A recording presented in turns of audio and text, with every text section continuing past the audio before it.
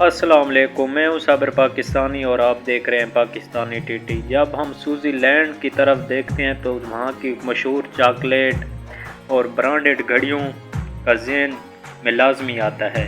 वैसे तो स्विट्ज़रलैंड जंग अज़ीम दोम में न्यूट्रल रहा और ये दुनिया का खूबसूरत तरीन मुल्क है और यहाँ पर जराइम की शराइत बिल्कुल ना होने के बराबर है। आपको बताता चलें कि स्विट्ज़रलैंड में कार रेस बिल्कुल नहीं है, क्योंकि कार रेस में एक मरतबा 80 लोग मरे थे और अब रेस अलाउ भी हो जाए तो लोग नहीं आते। और स्विट्ज़रलैंड की चॉकलेट इतनी मशहूर है कि पूरी दुनिया के लोग इसकी तारीफ करे बिना नहीं रह सकते। स्विट्ज़रलैंड में हस्पतालों की निस्बत बैंक बहुत ज़्यादा हैं और ये वैसे भी बैंकिंग में बहुत ज़्यादा मशहूर मुल्क है। स्विट्ज़रलैंड में जराइम ना होने के बराबर हैं। इसके बावजूद स्विट्ज़रलैंड के एक सर्वे के मुताबिक हर तीसरे शहरी के पास असला मौजूद होता है।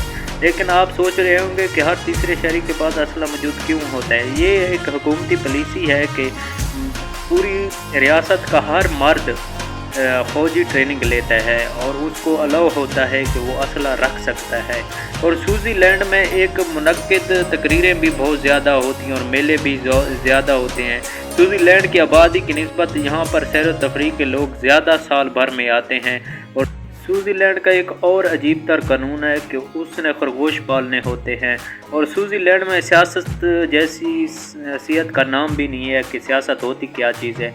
ये एक 14-15 मेंबरशिपों पे एक हुकूमत होती है और जो सदर होता है वो 14 और 15 लोगों के साथ मशवरे किए बगैर कोई भी बात नहीं करता, मुल्क के लिए कोई भी नया कानून लागू नहीं करता। स्विट्ज़रलैंड में एटॉमिक तहखाने बहुत ज़्यादा हैं।